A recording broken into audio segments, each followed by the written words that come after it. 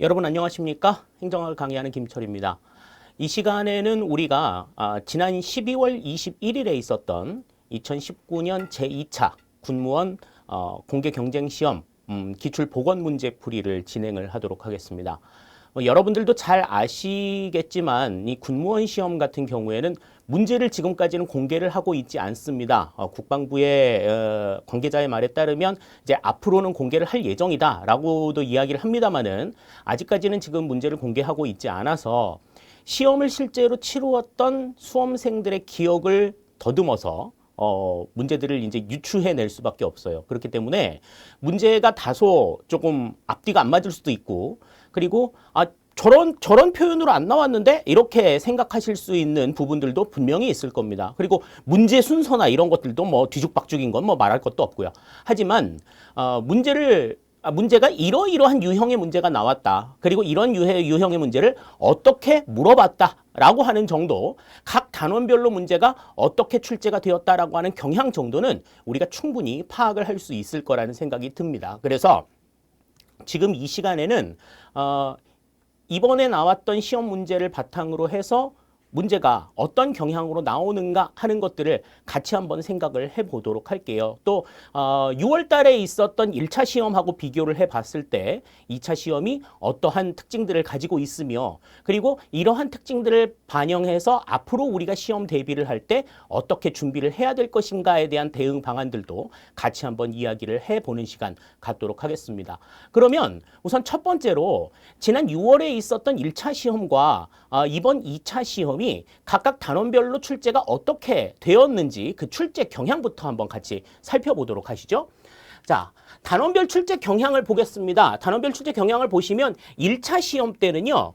자, 지금 전 과목이 이제 조금 전 분야에 걸쳐서 좀 고르게 출제가 되었다라고 하는 것을 우리가 알 수가 있어요. 특히 이제 뭐 행정이론이나 정책이론 같은 경우에는 상당히 조금 많은 비중이 있을 거다라고 하는 것들을 우리가 알고 있지만, 조직이론, 인사행정론, 재무행정론과 같은 실무 차원의 부분에 있어서는 좀 그렇게 뭐 특징 지어질 만한 도드라지는 부분들이 없었는데, 지금 2차 시험 때 보시면은 이제 행정이론과 정책이론의 비중은 그렇게 크게 달라지지 않았어요. 하지만 정책이론, 조직이론, 인사행정론, 조직이론, 인사행정론, 재무행정론의 이 비중 자체가 다소 조금 재무행정론 쪽에 조금 높은 비중을 주고 있었다라고 하는 것을 생각할 수가 있겠습니다. 근데 이제 이러한 부분들을 분석을 하실 때에는 전체적으로 뭐 단원별로 어떤 단원이 몇 문제가 한 문제가 더 나왔는데 덜 나왔는데 이거는 그렇게 큰 맥락은 없어요. 하지만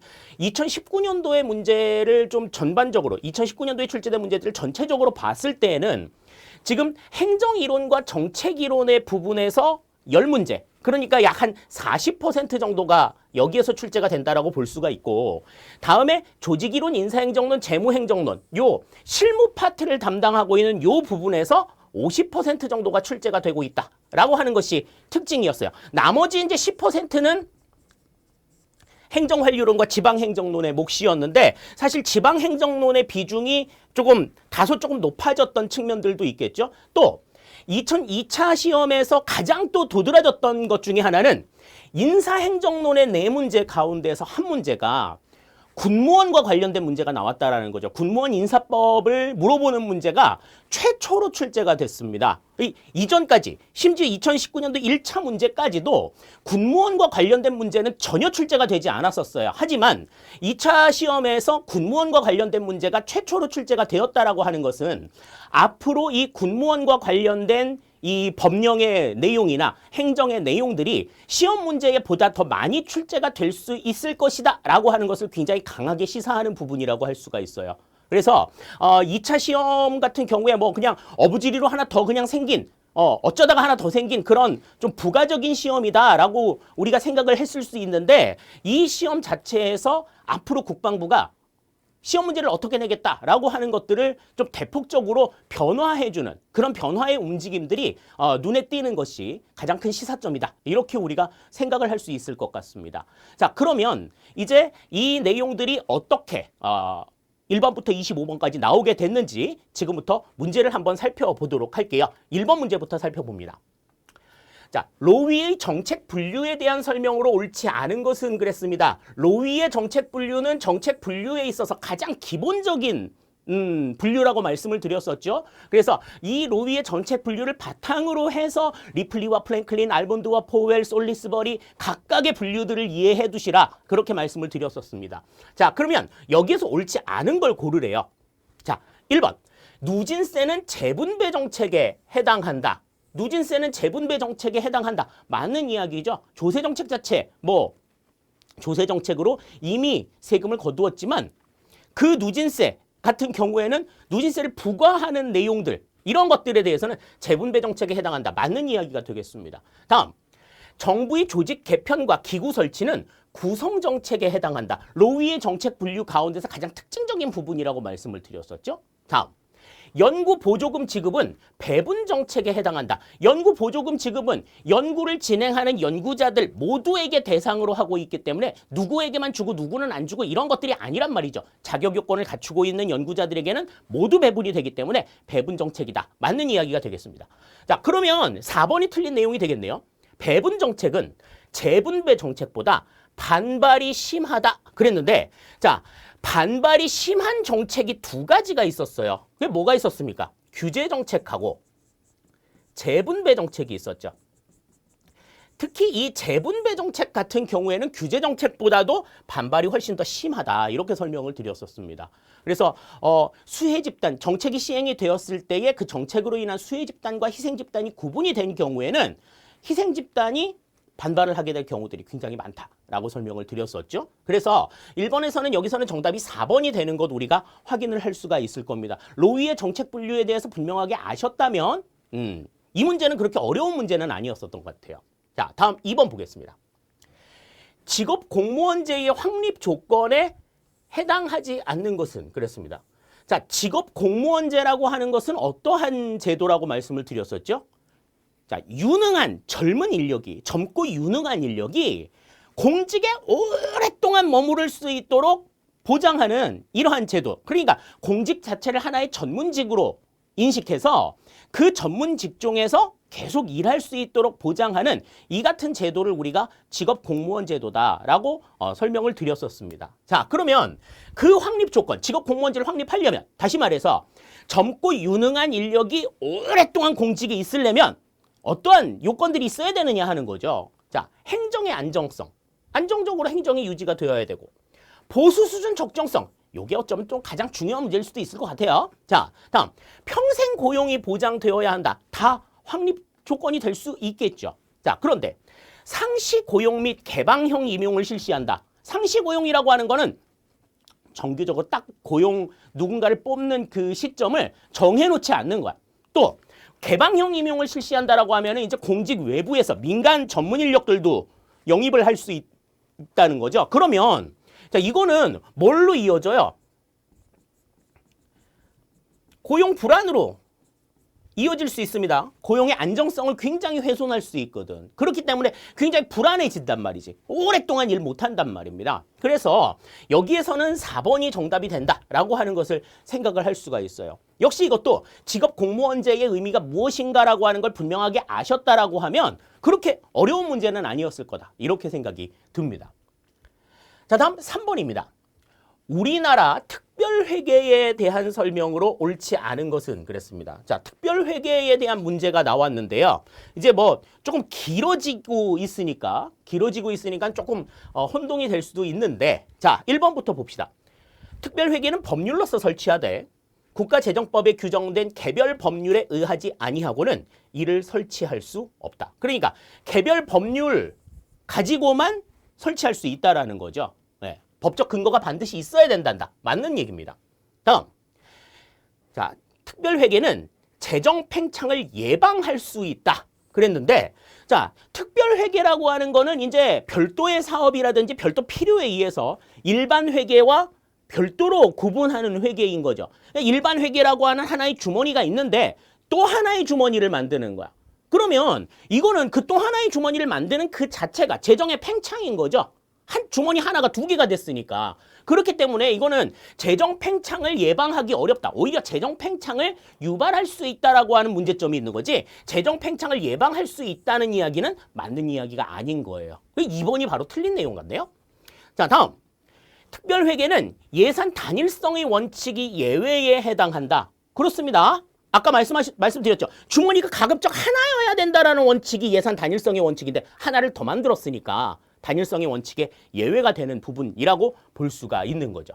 다음 특별회계는 출연금, 부담금 등을 재원으로 한다. 맞는 이야기가 되겠습니다. 따라서 3번의 정답은 여기서는 2번이 된다라고 하는 것을 생각할 수가 있어요. 그러니까 특별회계의 의미, 이것이 어떠한 것이다라고 하는 걸 맥락상으로 여러분들이 이해를 하고 계셨어야 돼요. 그냥 단순하게 그냥 글자만 외워가지고는 도저히 이거는 풀기가 조금 어려운 그렇게 암기식으로 문제를 풀었던 대비를 했던 사람들에게는 다소 조금 힘들었을 문제이지만 특별회계의 의미가 무엇인가라고 하는 것들을 완벽하게 소화한 사람이라고 하면 이 문제도 그렇게 어려운 문제는 아니었다라고 하는 것을 생각하실 수가 있겠습니다.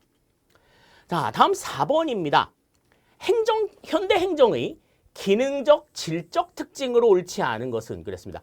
행정의 기능, 그러면은 우리가 이제 지금 여기 나와 있는 기능적, 질적 특징도 있지만 계량적, 양적 특징들도 있는 거죠. 그러니까 양적인 특징과 질적인 특징을 구분해 놓으셨다라고 하면 여기에서는 이제 질적인 특징이 아닌 게 뭐냐라고 하는 걸 생각할 수 있는 겁니다. 질적인 특징이 아닌 거니까 양적인 특징을 물어보는 거겠죠. 행정 조직의 동태화, 행정 조직이 역동적으로 움직이는 그러한 어떤 모습을 보인다라고 하는 거는 이제 구성원들이 어떻게 움직여야 되겠다라고 하는 생각들이 달라진 거죠. 그냥 이거는 질적인 변화라고 볼 수가 있어요. 다음, 행정기구의 확대 및 공무원 수의 증가. 기구가, 조직의 수가 늘어나고 공무원의 수가 늘어나는 건 이거는 누가 봐도 양적인 증가죠. 그러니까 이거는 양적인 증가에 해당이 되는데 양적 특징에 해당이 되는 그러한 문제다. 이렇게 우리가 볼 수가 있겠고요. 행정의 전문화 기술화, 행정평가의 강화, 이 역시들도 전부 다 질적인 변화를 우리가 얘기하는 거다. 이렇게 생각을 했을 때 4번 문제의 정답은 2번이다. 이렇게 우리가 생각을 할 수 있는 겁니다. 그러니까 기능적 질적 특징이라고 이야기를 했을 때 행정은 양적인 특징과 질적인 특징이 있구나 라고 딱 구분을 해두시고 아닌 것을 물어봤으니까 양적인 특징을 물어보는구나. 이렇게 우리가 생각을 하셨다면 이것도 답을 찾는 데는 그렇게 어려운 문제는 아니었었던 것 같아요. 4번의 정답 2번이 되겠습니다. 다음 5번 문제 보겠습니다.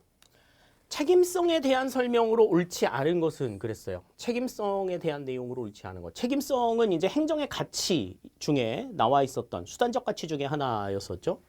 자, 근데 이제 좀 깊이 있는 내용들을 조금 생각을 해봤어야 좀 답할 수 있었겠다 싶은데 보기가 이렇게까지 길게 나왔을까 싶기는 합니다. 그런데 자, 일단 파이너는 관료의 내면적 기준에 의한 내재적 책임을 강조하고 프리드리히는 법률, 입법부, 사법부, 국민 등에 의한 통제 등은 외부적 힘에 의한 통제로 확보되는 외재적 책임을 강조하였다. 다시 말해서 파이너는 내재적 책임이고 다음에 프리드리히가 외재적 책임이다. 요걸 지금 강조하고 있는 내용인데 사실 우리가 그 책임성에 관련되어 가지고 이야기했을 때는 내재적 책임을 강조했던 건 프리드리히였고요. 외재적 책임을 강조했던 게 파이너죠. 이게 지금 서로 바뀌어 있는 거예요. 파이너가 외재적 책임을 강조했고 프리드리히는 내재적 책임을 강조했습니다. 그렇기 때문에 지금 이거는 앞뒤가 서로 지금 바뀌어 있는 그런 상황인 거예요. 긴 문장이었다라고 하면 찾아내기 그렇게 쉽지 않았을 것 같은 그런 부분들인데 내용을 일단 분명하게 아셨다라고 하면 이런 것들이 문제가 되지는 않는다는 거죠. 자, 롬책과 더브닉에 따르면 강조되는 책임성의 유형은 조직의 특성에 따라 달라진다. 다음, 신공공관리로는 책임성을 확보하기 위하여 객관적, 체계적 성과 측정을 중시한다. 책임성은 행정의 수단적 가치에 해당한다. 이건 아까도 말씀을 드린 부분이고 지금 짧게 나와 있는 부분들이 전부 다 맞는 내용이기 때문에 이 부분들이 분명하게 드러날 수 있었다라고 하는 겁니다. 네. 이건 뭐 사실 그 물어본 내용들에 따르면은 9급 수준에서 7급 수준의 문제이기도 한데 분명한 거는 파이너는 외재적 책임을 강조했고 프리드리는 내재적 책임을 강조했다라고 하는 점이기 때문에 여기서는 정답이 1번이 된다라고 하는 걸 우리가 생각을 할 수가 있을 것 같아요. 그러니까 내용을 우리가 다 모른다 하더라도 여기 2, 3, 4번의 내용들을 다 모른다 하더라도 그 유추해가지고 생각을 해볼 수 있는 그러한 문제들이라는 거죠. 다소 조금 까다로운 문제였지만 그래도 깊이 있게 공부를 하신 분들은 그래도 순하게 넘어갈 수 있었던 문제였다고 생각이 듭니다. 자, 다음 6번입니다. 조금 까다로운 문제가 나왔어요. 다음 중 에두크라시에 해당하지 않는 것은 그랬습니다. 자, 에두크라시라고 하는 거는 이제 관료제의 병폐를 해결하기 위해서 등장한 임시 조직의 한 유형이죠. 임시 조직의 한 유형인데 이 임시 조직에 해당하지 않는 것이 무엇이냐라고 하는 문제가 나왔어요. 교과서, 행정학 교과서, 시중에 나와 있는 행정학 교과서들의 내용을 보면 이제 거기에 대한 답을 찾을 수가 있고요. 그리고 이제 뭐라고 할 때가 관료제의 어떤 경직성을 조금 혁파하고 그 다음에 유연성을 조금 더 확보하기 위한 그 같은 움직임들이라고 하면 이제 어떤 것들이 있는가 하는 것들을 생각할 수 있는 겁니다. 자, 1번에 매트릭스 조직, 2번에 네트워크 조직, 3번에 포스트코브. 포스트코브라고 하는 거는 뭐였었죠? 이거는 귤릭이 주장한 내용이죠.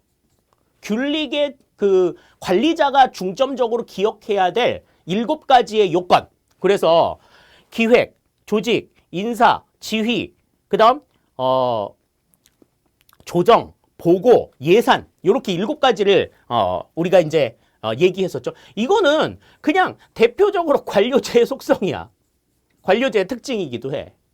자, 다음에 태스크포스 같은 경우에는 이제 이것도 그때그때 나오는 임시위원회의 성격을 가지고 있는 그러한 조직이라고 볼 수가 있죠. 그러니까 이거는 무엇보다도 조직의 유연성 이런 것들을 가지고 있는 조직이 어떠한 거냐. 이제 이러한 특징들을 생각할 수가 있을 것 같아요. 그러니까 관료제의 병폐를 해소하기 위해서 조직의 유연성을 확보하기 위한 그러한 조직의 체계가 아닌 걸 골라라 라고 하는 거죠. 그러니까 매트릭스 조직이나 네트워크 조직, 태스크포스 같은 경우에는 다 어느 정도 유연성을 확보하고 있는 건데 포스트코브 같은 경우 관료제를 주장했던 것은 이제 여기에는 해당이 되지 않는다라고 볼 수가 있겠죠.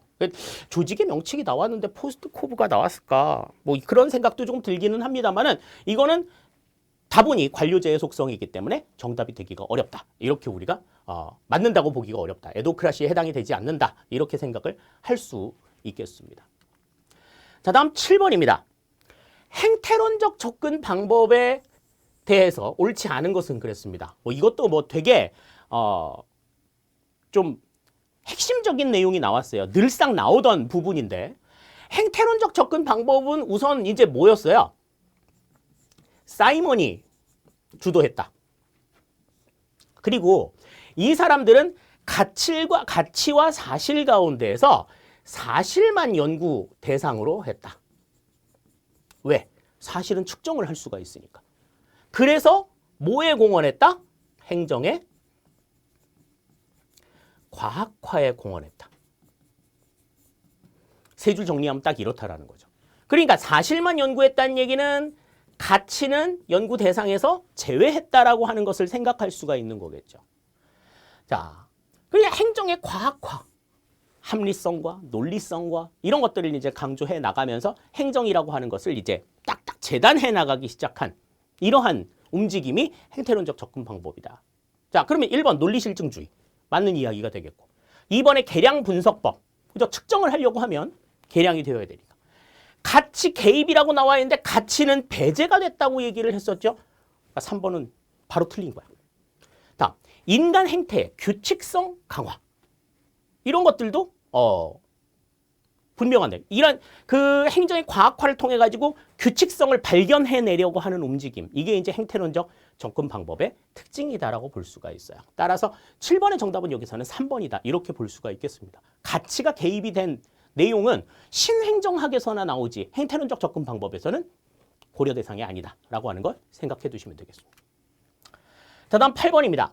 신공공관리론에 대한 설명으로 옳지 않은 것은 그랬습니다. 뭐 굉장히 상투적인 문제가 또 나왔어요. 자, 그러면 요 내용 가운데 이제 옳지 않은 것이 어떠한 것이냐라고 하는 거죠. 신공공관리론에서는 권한 분산과 하부 위임을 통해 관리자의 자율성과 책임성을 강화시킨다. 이건 뭐 신공공관리론이 가지고 있는 가장 대표적인 특징이라고 볼 수가 있습니다.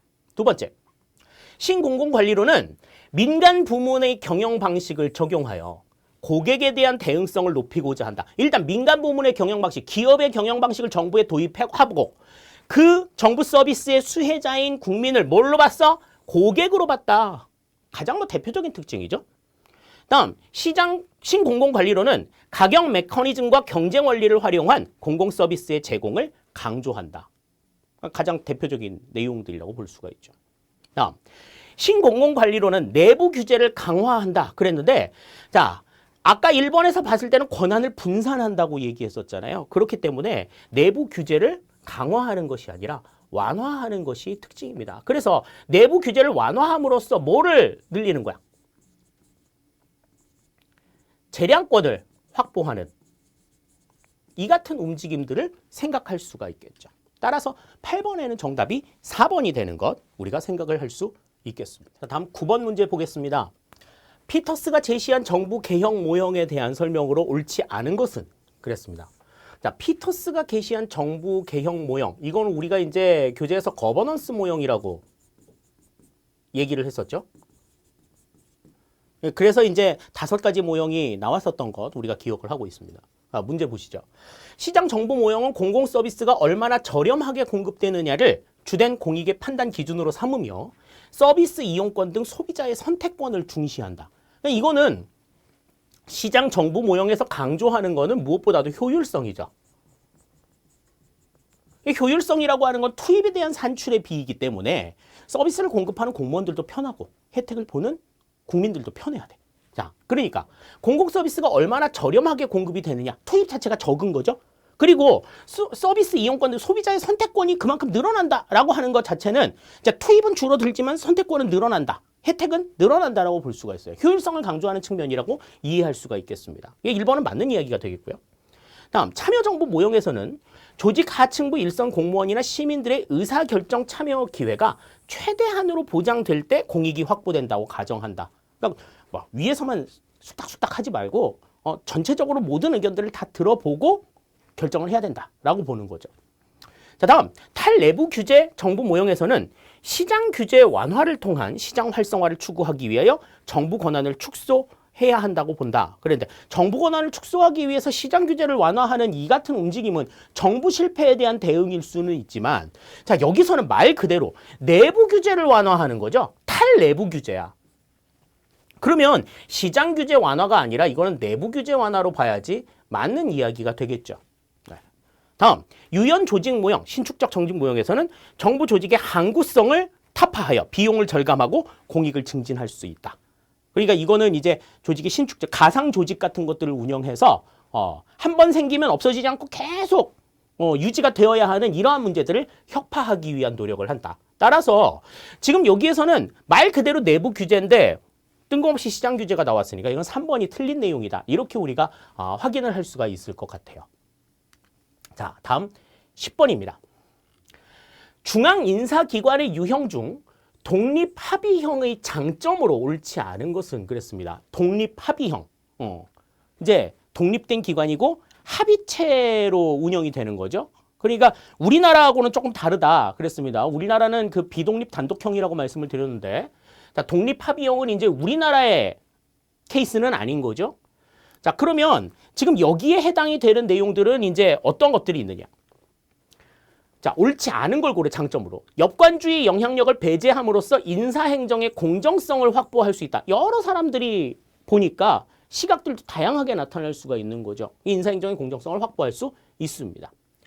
2번, 다수의 위원들에 의해서 인사행정에 관한 결정을 함으로써 다수의 위원들에 의해서 결정이 되니까 합의형인 거죠. 신중한 의사결정을 할 수 있다. 무엇보다도 신중한 의사결정이 가능할 수 있다는 겁니다. 다음 3번.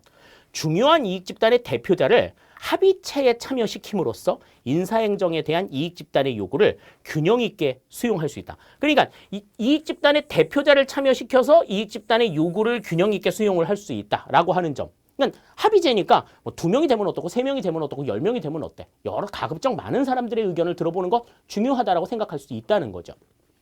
자, 그런데 합의형 같은 경우에는 결정하는 결정권자가 여러 사람이기 때문에 잘 됐을 경우에는 문제가 안 되지만 일이 만약에 잘못됐을 경우엔 그걸 누가 책임지느냐 하는 거죠.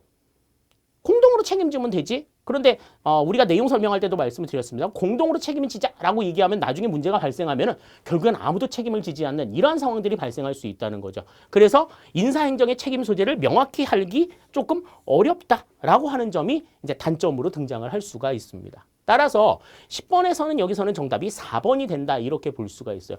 이 인사행정의 책임 소재를 명확히 할 수 있는 것은 비독립 단독형의 특징이다. 이걸 이제 우리가 같이 좀 기억을 해 두시고 넘어가도록 하시죠. 네, 10번의 정답은 그래서 4번이 되겠습니다. 자, 다음 11번입니다. 다음 중 예산 집행의 신축성을 확보하기 위한 제도가 아닌 것은 그랬습니다. 자, 이 문제는요. 이 문제는 지금 뭐 군무원에서는 처음 나왔는데요. 일반 공무원 시험 문제에서는 여러 번 출제가 돼요. 한 2-3번 정도 나왔어요. 똑같은 형태의 문제가. 그리고 답을 고르는 답도 똑같은 내용이 다 답이었어. 그래서 만약에 이제 그 일반 공무원 문제 시험 문제를 여러분들이 좀 풀어보셨다라고 하면 굉장히 낯익은 문제가 나왔을 거예요. 이거 굉장히 낯익은 문제입니다. 예산 집행의 신축성을 확보하기 위한 여러 가지 수단들이 있습니다. 그래서 예산의 원칙에 대한 예외에 해당이 되는 여러 요소들이 좀 있었죠. 자, 총괄 예산 제도나 추가 경정 예산 같은 경우에도 예산 집행의 신축성을 확보하기 위한 방안이라고 볼 수가 있어요. 이용이라고 하는 건 뭐예요? 입법 과목 간의 유용을 얘기하는 거고, 전용은 행정 과목 간의 융통을 얘기하는 거죠. 다음, 배정과 재배정이 나왔는데 배정은 기획재정부 장관이 각 부처 장관에게 예산을 나누어주는 이 같은 형태를 배정이라고 얘기를 하고, 재배정이라고 하는 거는 각 부처 장관이 기획재정부 장관으로 받은 예산을 그 부처의 재무 담당관에게 다시 부여하는 이 같은 행위를 우리가 재배정이라고 이야기한다 그랬습니다. 그래서 이 배정이나 재배정은 예산 통제의 수단이지 예산의 신축성 확보를 위한 수단이 아니다. 예산 집행을 통제하기 위한 수단이다 라고 하는 것을 분명하게 기억해 두자라고 강조를 드렸었어요. 이거는 내용에서도. 왜냐하면 일반 공무원 시험 문제에서 너무나 많이 나왔기 때문에. 네. 다음 계속비와 예비비도 이거는 계속비 같은 경우에는 헌법에도 보장이 되어 있죠. 네. 예비비 같은 경우에는 지출 항목을 딱 특정하지 않고 불시에 활용할 수 있는 그러한 요소로서 예산 집행의 신축성을 확보하기 위한 제도라고 볼 수가 있습니다. 따라서 11번의 정답은 여기서는 3번이 정답이다라고 하는 것. 기출문제를 조금 많이 풀어보셨다라고 하면 이 문제는 1초도 안 돼서 답이 나왔을 거예요. 자, 다음 12번입니다. 립스키의 일선 관료제론에 대한 설명으로 옳은 것은 그랬습니다. 자, 옳은 걸 고르래. 자, 일선 관료제론이라고 하는 거는 이제 어떤 거예요? 국민들과 가장 접점에 있는 일선 공무원들에게 권한을 좀 집중시켜야 한다라고 하는 입장인 거죠. 정책 집행의 단계에서 나타날 수 있는 그러한 부분들입니다. 그래서 정책 집행하는 단계에 있는 일선 공무원들에게 재량을 조금 몰아줘야 한다라고 하는 내용을 담고 있는 게 이제 일선 관료제론인데, 자, 1번. 정책 의제 설정 단계에서 중요하다. 아니죠. 집행 단계에서 중요하다라고 말씀을 드렸어요. 정책 결정 단계에서 중요한 것도 아니야. 집행 단계에서 중요하다고 말씀을 드렸죠. 다음. 정책 의제 설정 단계에서부터 평가 단계에 이르기까지 지속적인 모니터링을 필요로 한다. 그러니까 의제 설정 단계부터 쭉 해가지고 결정, 집행, 평가 쭉 살펴봐야 된다는 얘기야. 그렇지 않아요. 이거는 일선 관료제론이라고 하는 거는 오로지 정책 집행에 집중이 되어 있는 내용이다. 자, 요걸 생각하시고 4번을 보시면 정책 집행 단계에서 재량이 적지 않다. 그랬습니다. 와, 글자를 이렇게 썼다. 자, 적지 않다. 이 적다는 얘기야? 아니란 얘기야? 자, 이건 많다는 얘기죠. 많다 그러면 되지. 적지 않다라고 얘기했을까?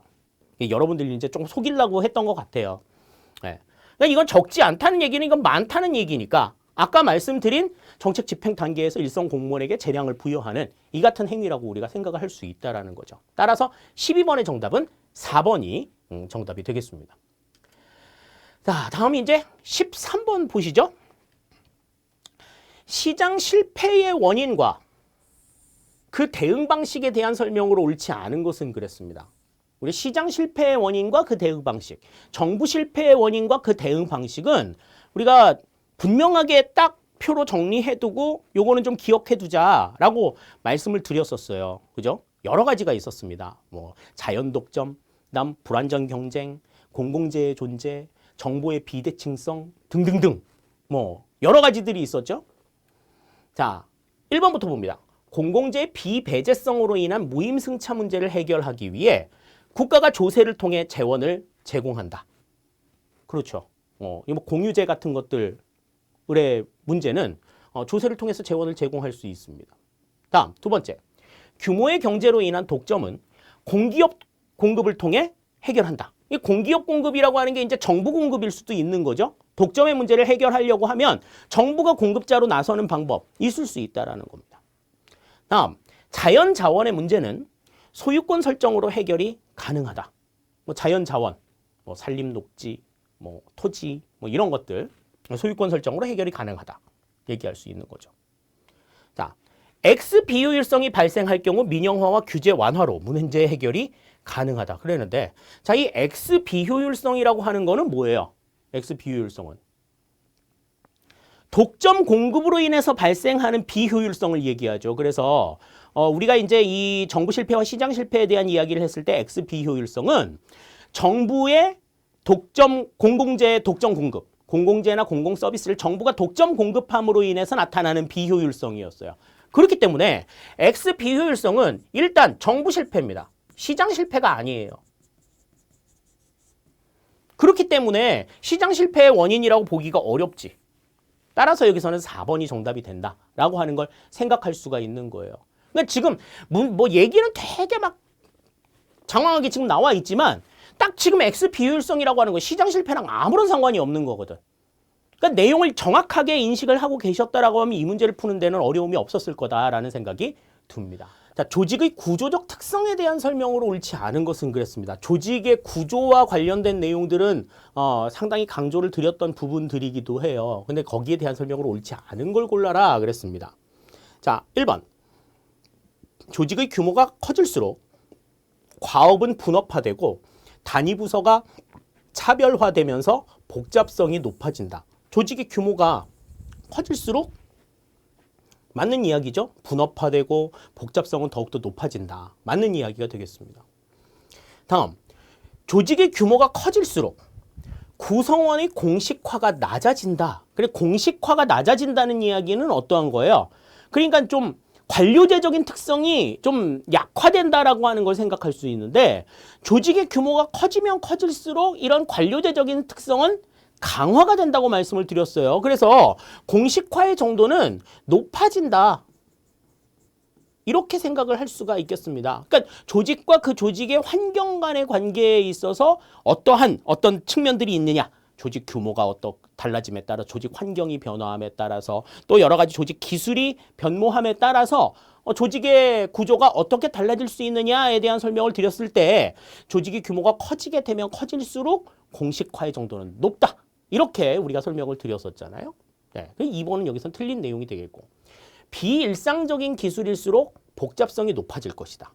그렇죠. 어쩌다 한 번 있는 일들 뭐 이런 것들을 해결하기 위해서 복잡성이 더 높아질 수가 있고 또 불확실성이 높을수록 복잡성이 커질 것이다. 이건 뭐 당연한 이야기가 되겠죠. 따라서 14번에서는 여기서는 2번이 틀린 내용이다. 이렇게 우리가 확인을 할 수가 있겠습니다. 자, 다음 15번입니다. 다음 공직자윤리법의 내용 중 괄호 안에 들어갈 내용이 차례대로 바르게 나열된 것은 그랬습니다. 자, 공직자윤리법에 대한 내용이 나왔는데 지금 한 몇 년 전 최근이죠. 최근에 국가직 시험 문제 가운데에서 공직자의 취업 규정, 취업 제한 규정에 대한 문제가 시험에 나온 적이 있어요. 그래서 이 문제, 이렇게까지도 문제가 나오는구나. 사람들이 깜짝 놀라서 거기에 대한 대비들을 굉장히 좀 많이 했을 거라는 생각이 듭니다. 근데 그걸 또 국방부가 또 귀신같이 알았네. 그래서 그 문제를 조금 걸어 넘길 수 있는 함정과 같은 문제를 낸 게 바로 이 문제예요. 이 문제 같은 경우에는 내용이 어려워서라기보다는 그 과거에 출제가 되었던 관성 때문에 아 그래 이 문제 이거구나라고 대충 보고서 답을 찍었던 사람들, 답을 썼던 사람들은 거의 한 60% 이상은 다 틀렸을 거예요. 거의 다 틀렸을 거예요. 왜냐하면 유형은 비슷하긴 한데 전혀 다른 문제거든요. 자, 내용 보겠습니다. 기관 업무 기준 취업 심사 대상자는 다른 법률에 특별한 규정이 있는 경우를 제외하고는 퇴직 전 몇 년부터 퇴직할 때까지 근무한 기관이 취업한 취업 제한 기관에 대하여 처리하는 제17조 2항 각 호의 업무를 퇴직한 날부터 몇 년 동안 취급할 수 없다라는 거예요. 이거는 지금 어디에 나와 있는 얘기냐면 공직자윤리법 제18조 18조의 2에 있는 내용이에요. 뭐에 대한 얘기냐면 취업 업무, 그러니까 퇴직 공직자의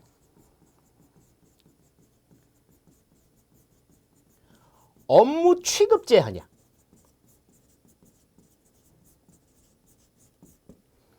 업무 취급.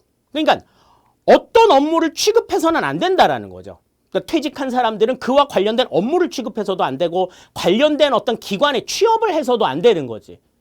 근데 앞에서 나왔던 거는 취업 제한에 대한 문제였어요. 그래서 뭐 퇴직 전 3년부터 이랬던 그 기관에 5년 동안 취업할 수 없다. 뭐 그런 이야기가 있었는데 그것만 딱 보면 아 이거 3이고 5구나 이렇게 그냥 생각하고서 땡 1번 찍었을 수 있단 말이지. 자, 그런데 이제 그렇지 않다라는 겁니다. 이거는 업무 취급에 대한 제한을 물어보는 문제였기 때문에 이렇게 썼다가는 난리나. 내가 왜 그랬을까 막 가슴을 치는 사람들 지금 있을 텐데요. 자, 공직자윤리법 제18조 2에 보시면 기관 업무 기준 취업심사 대상자는 다른 법률에 특별한 규정이 있는 경우를 제외하고는 퇴직 전 2년부터 퇴직할 때까지 근무 기간이 취업한 취업 제한 기관에 대하여 처리하는 제17조 2항 각 호의 업무를 퇴직한 날부터 2년 동안 취급할 수 없다. 그러니까 퇴직 전 2년부터 시행이 된 업무를 퇴직한 날부터 2년 동안, 그러니까 최장 몇 년이야? 한 4년 정도까지는 취급할 수 없다라고 보는 거죠. 그러니까 여기 괄호에 들어갈 내용은 전부 다 이입니다. 그러니까 뭐 차례대로 바르게 뭐 이렇게 얘기했지만 차례대로 해도 앞으로 해도 이, 뒤로 해도 이, 그렇죠? 2번이 정답인 거예요. 1번으로 쓰고서 틀린 사람들 굉장히 많았을 것 같아요. 그런데 보기의 내용이 전혀 다른 내용이기 때문에 요거는 좀 세심하게 보셨을 필요가 있다라고 하는 걸 염두에 둬야 될 문제입니다. 굉장히 함정 같은 문제였어요. 자, 다음 16번입니다. 다음 중 정책평가의 외적 타당성 저해 요인에 해당하는 것은 그랬습니다. 자, 외적 타당성의 저해 요인, 내적 타당성의 저해 요인은 시험 문제에 너무너무 많이 나오니까 반드시 기억해두라고 말씀을 드렸는데 그 기대를 저버리지 않고 이 문제가 또 나왔네요. 자, 외적 타당성 저해 요인에 해당하는 것은 그랬습니다. 자, 그러면 한번 생각을 해봅시다. 외적 타당성 저해 요인에 해당이 되는 거는 뭐가 있어요? 다수 처리에 의한 간섭. 그러니까 같은 거를 이제 여러 번 반복했을 때 나타나는 결과, 이거를 이제 처음 접했을 때의 결과하고 대비해서 볼 수는 없다라는 거죠. 다음에 표본의 대표성 부족.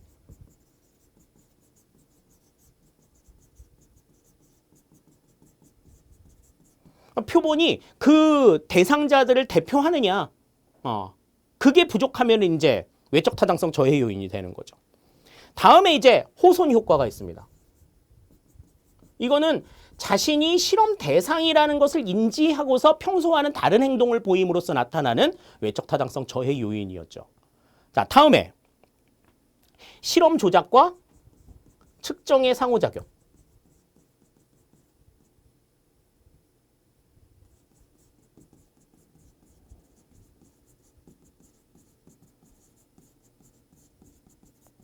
실험 조작과 조작이죠, 조작. 조작과 측정의 상호작용. 다음에 이제 마지막으로 보는 것이 이제 크리밍 효과가 있었습니다. 크리밍 효과라는 건 이제 어떤 거야?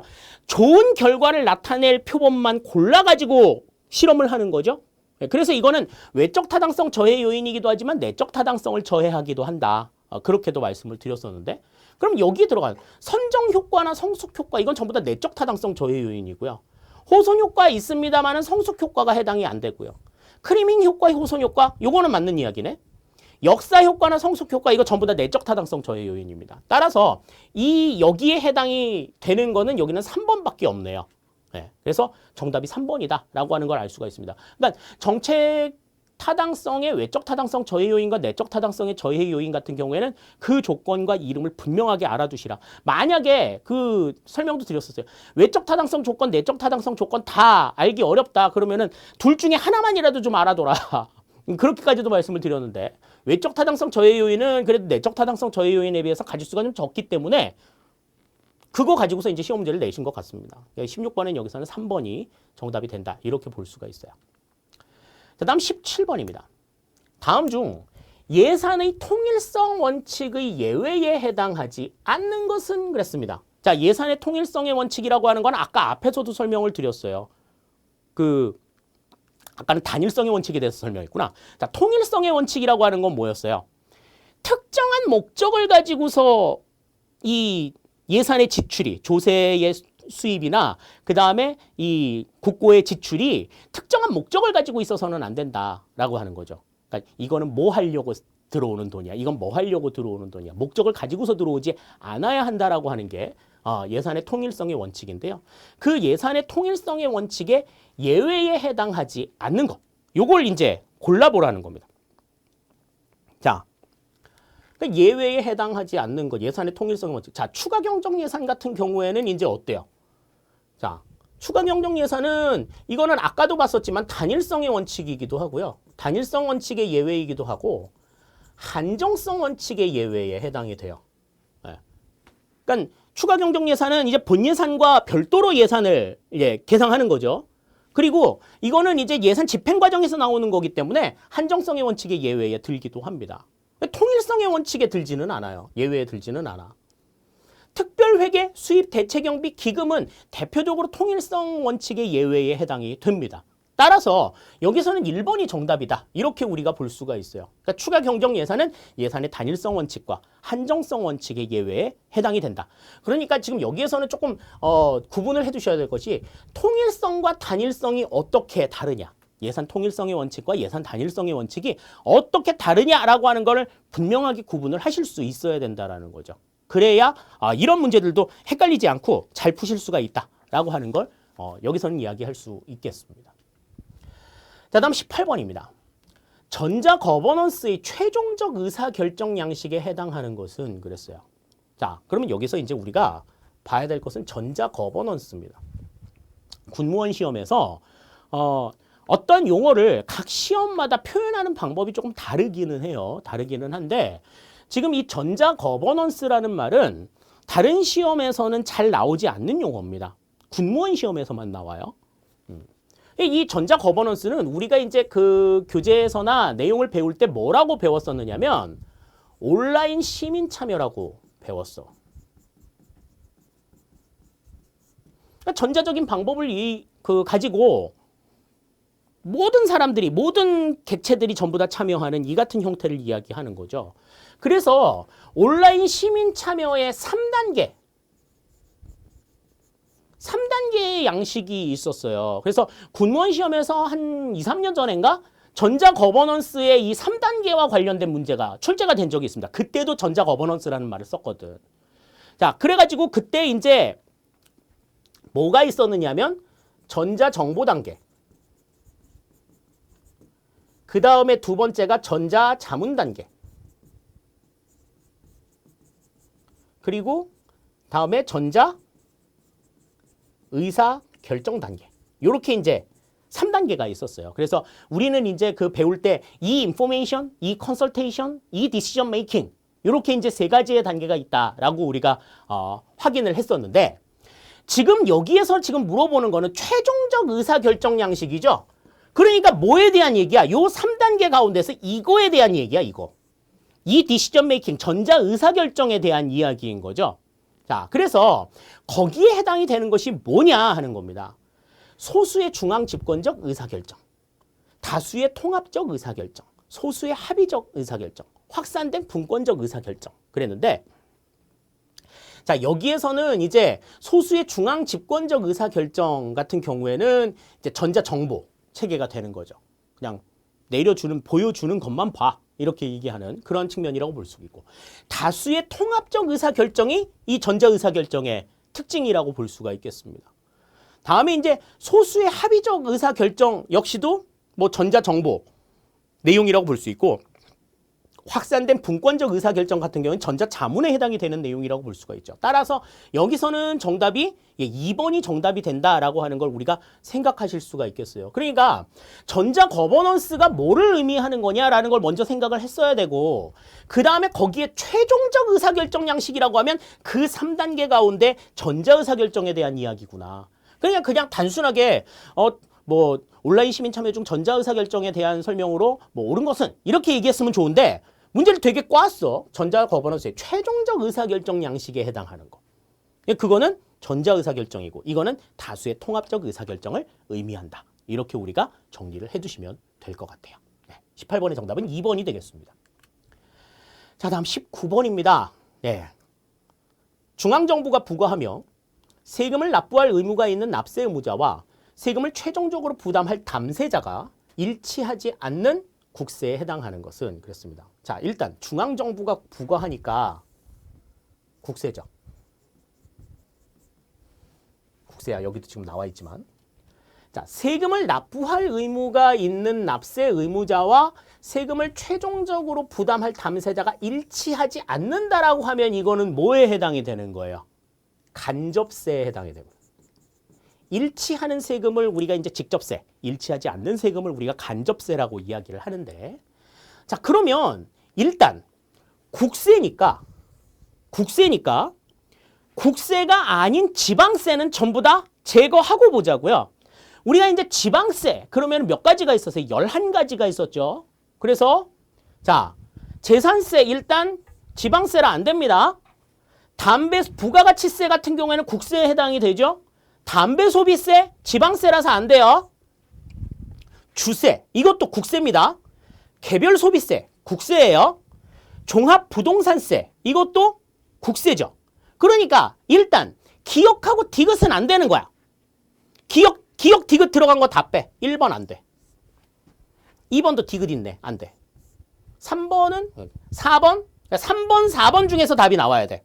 일단 나오려면 3번 4번 중에서 나와야 되는데, 자, 그러면 일단 리을하고 미음은 확실하게 답이지.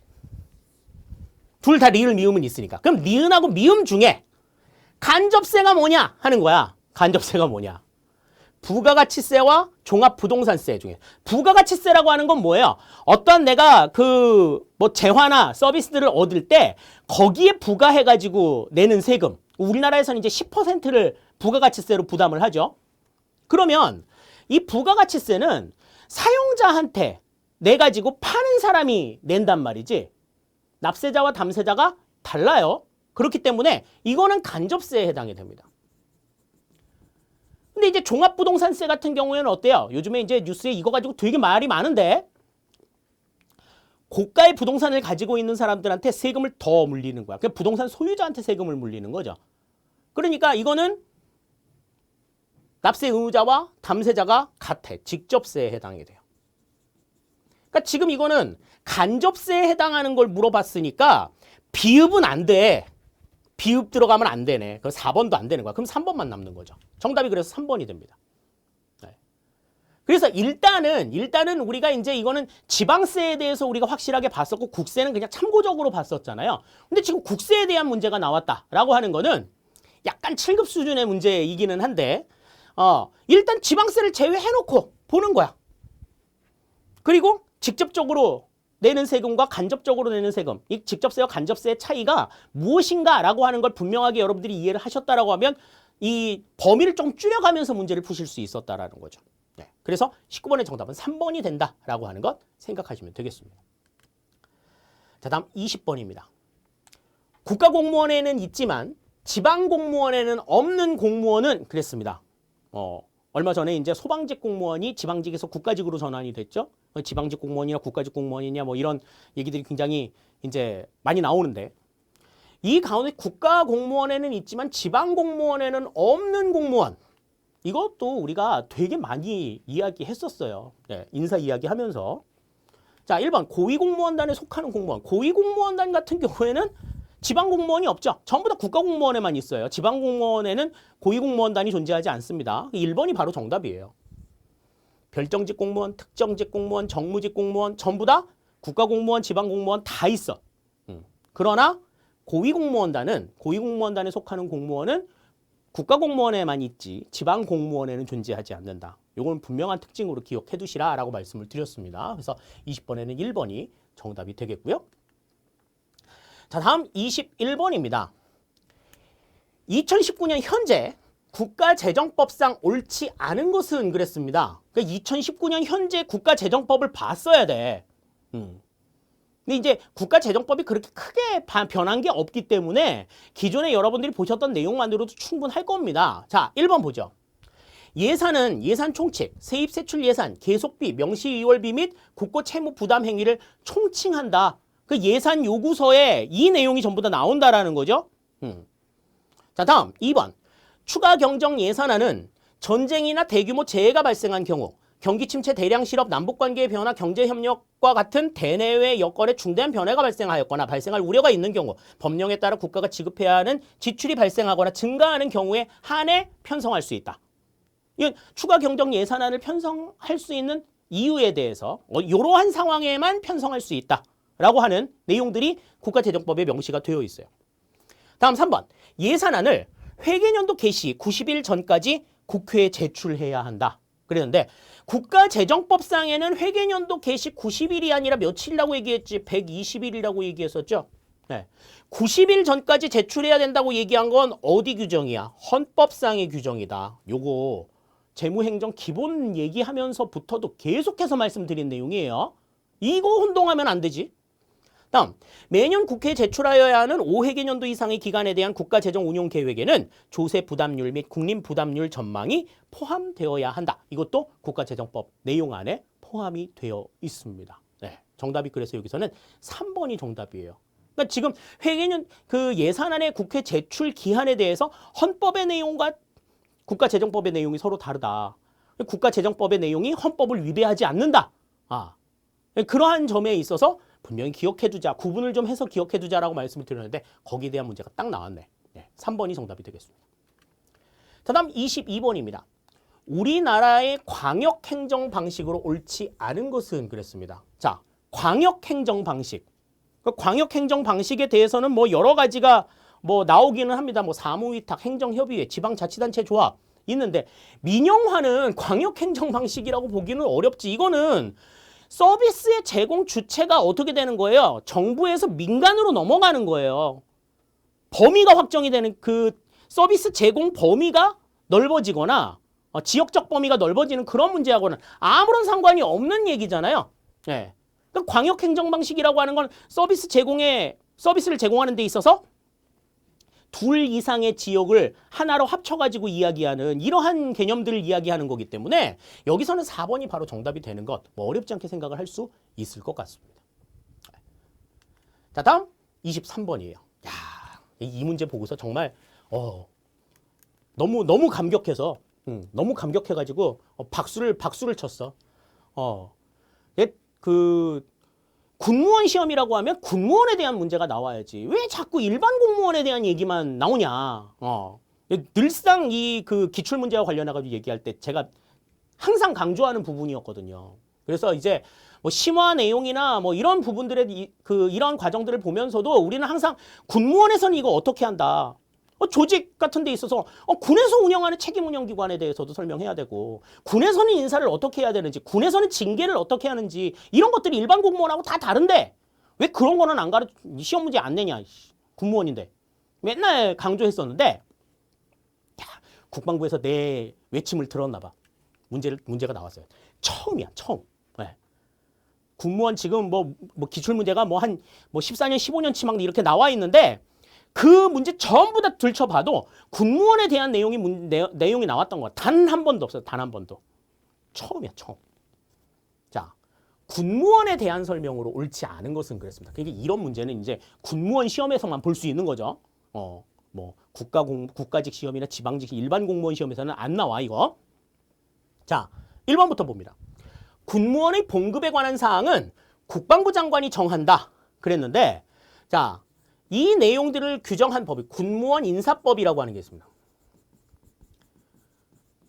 군무원 인사법 제24조에 보시면 공무원 봉급에 관한 사항은 국방부 장관이 아니라 대통령이 정한다고 되어 있어요. 예. 딱 명시가 되어 있어. 1번이 바로 틀린 거지. 자, 군무원은 법관, 검사, 헌법재판소, 헌법연구관 등과 같은 특정직 공무원이다. 그 공무원의 분류 설명하면서 말씀드렸었죠? 군무원은 군인에 준하는 대우를 받는다. 그죠? 군인과 똑같은 대우 받아요. 네. 다음, 우리나라 국적과 외국 국적을 함께 가지고 있는 사람은 군무원에 임용될 수 없다. 외국 국적자는 군무원으로 임용이 될 수가 없어요. 임용 자격 자체에서 탈락이 됩니다. 그러니까 사실 법령도 뭐 군무원과 관련돼서 특정되어 있는 법령이 많지도 않아. 군무원 인사법 하나라고 보셔도 돼요. 그러면 이 군무원의 인사와 관련된 내용들이 어떻게 지금 달라지고 어떻게 일반 공무원의 그 인사 기준하고 다르냐? 요거를 비교해가지고 군무원 시험에서 이런 게 나와야지. 그죠? 네. 내 여태까지 봤던 기출문제 가운데서 제일 마음에 들어. 이 문제가. 네. 정답이 여기서는 1번이에요. 1번. 우리가 그냥 대충 생각. 야, 다른 공무원의 봉급은 대통령령으로 정하는데 군무원 봉급만 장관이 정하는 거 이상하지 않니? 이렇게 얘기하면 이건 곤란하지. 그렇게 가르치면 선생도 아니고. 자, 봐봐. 딱 정확하게 어떤 법령에 이러한 내용이 있어라는 게 제시가 될 수 있어야죠. 그리고 그 부분들이 핵심이 되어가지고 문제 출제가 되어야 된다라는 거예요. 앞으로 이런 유형의 문제들이 굉장히 많이 나오지 않을까 감히 예상을 해봐요. 그러니까 내년 6월 달에, 그러니까 올해죠 벌써 이제 올해 6월 달에 이제 그 문제들을 푸는 시험 문제를 대비하는 데 있어서도 이러한 문제가 나올 가능성이, 이러한 유형들의 문제가 나올 가능성이 높다라고 하는 것을 좀 감안해서 대비를 해두셔야 될 것 같습니다. 자, 다음 24번입니다. 2019년 현행 법령상 지방교부세에 대한 설명으로 가장 옳은 것은 그랬어요. 가장 옳은 것. 이거 옳은 것은인가? 예, 옳은 것. 자, 이거는 지금 이번에 나왔던 25문제 가운데서 가장 어려웠어. 제일 어려운 문제.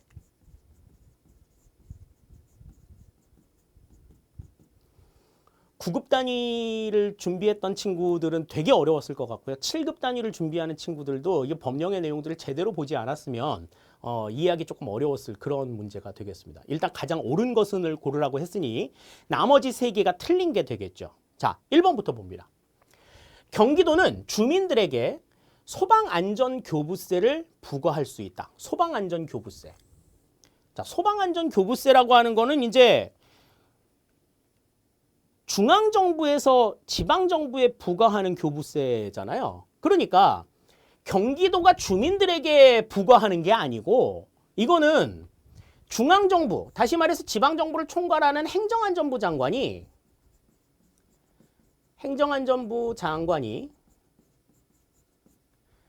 주민들에게 주는 게 아니라 각 지방자치단체,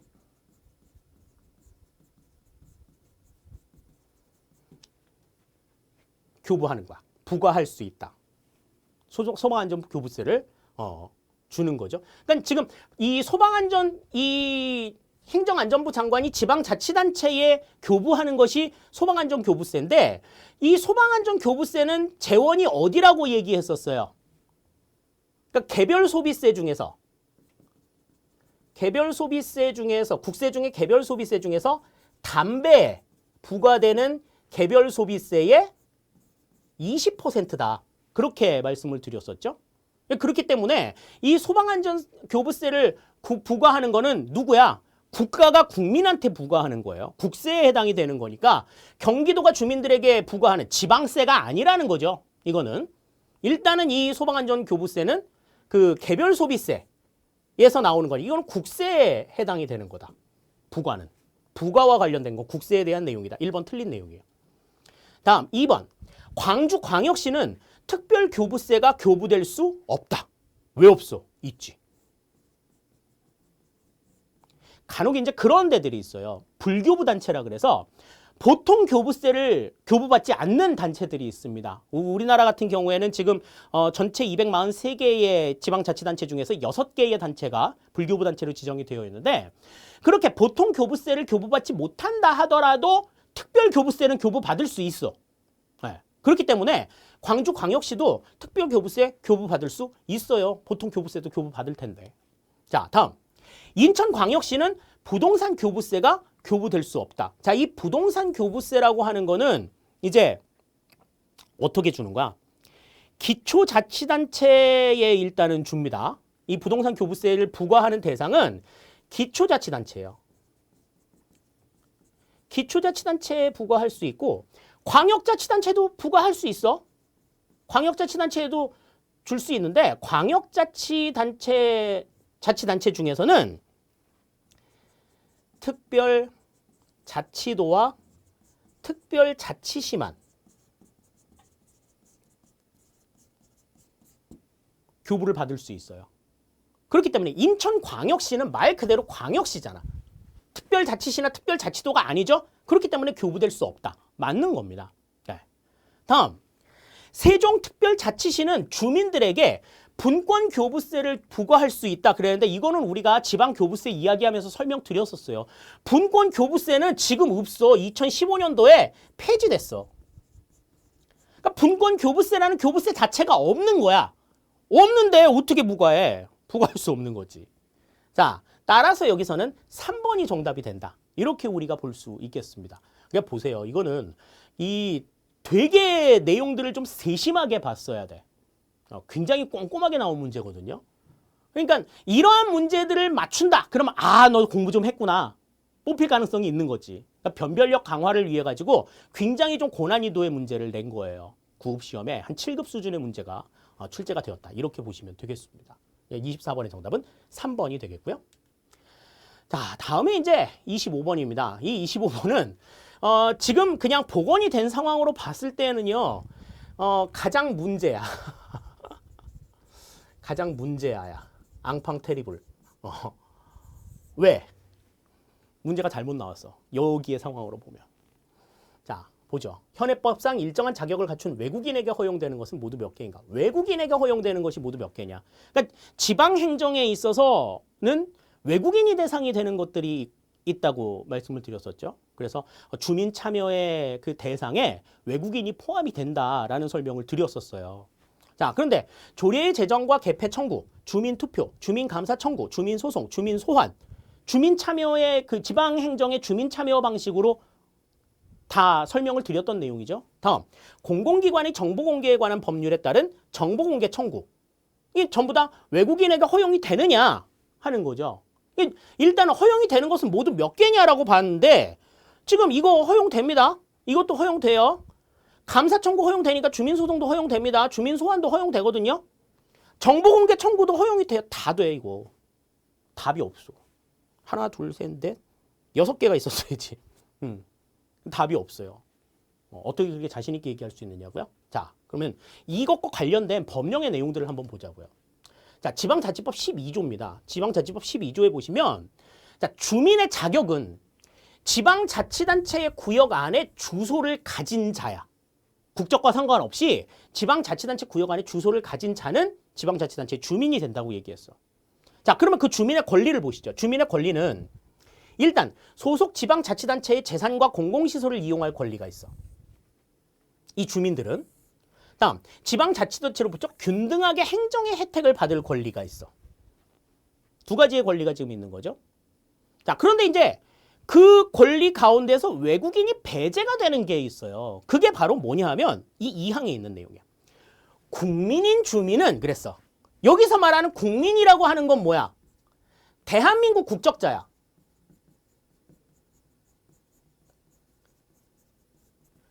대한민국 국적자 가운데에서 지방자치단체 구역 안에 주소를 가진 자는 법령으로 정하는 바에 따라 그 지방자치단체에서 실시하는 지방의회 의원과 지방자치단체장이 선거에 참여할 권리를 갖는다. 그러니까 외국인은 지방선거에 참여할 수 있어 없어? 지방선거에 대한 선거권과 피선거권이 없는 거야. 외국인은 일단 선거권이 없어요. 그런데 투표권은 있는 거지. 자, 그럼 봅시다. 조례 제정과 개폐 청구에 보시면 자, 19세 이상의 주민으로서 블라블라 쭉 나와 있는데 다음 각 호의 어느 하나에 해당하는 사람 각 호 1, 2, 3 여기에서 3번의 외국인이 있어. 자, 뭐 출입국 관리법 제10조에 따른 영주 체류 자격 취득 후 3년이 경과한 외국인. 이 사람은 조례 개폐 청구, 조례 제정이나 개폐 청구 할 수 있다는 거예요. 자, 그러니까 일단은 조례 제정과 개폐 청구는 외국인이 할 수 있어요. 두 번째, 주민투표입니다. 주민투표. 선거하고 투표는 달라요. 선거는 자기 지역의 대표자를 뽑는 행위고, 자기가 살고 있는 지역의 대표자를 뽑는 행위가 선거고, 투표는 자신의 정치적 의사를 표현하는 행위가 투표야.